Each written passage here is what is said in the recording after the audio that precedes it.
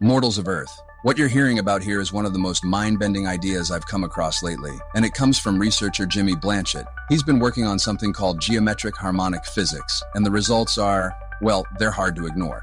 Here's the claim. When you take the geometry and the energy scaling of the Great Pyramid of Giza, and you apply it to the same equations modern physicists use to describe black holes, the math lines up.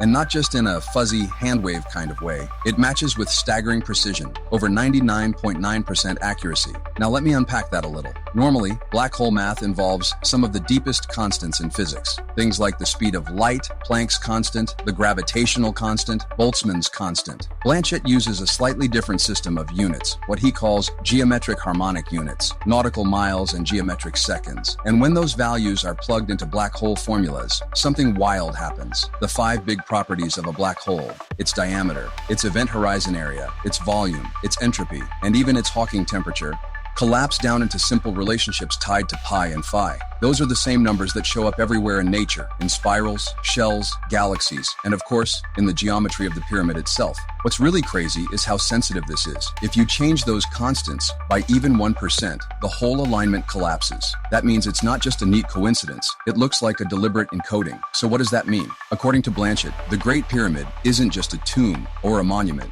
It may be a kind of stone textbook, a cosmic repository of universal knowledge, a message written in geometry, knowledge of black holes, of the fundamental structure of the universe, locked inside its proportions for us to discover thousands of years later. Think about that. An ancient structure encoding the same physics that Stephen Hawking wrote about in the 20th century. It's as if the builders wanted to leave us a key to understanding reality itself.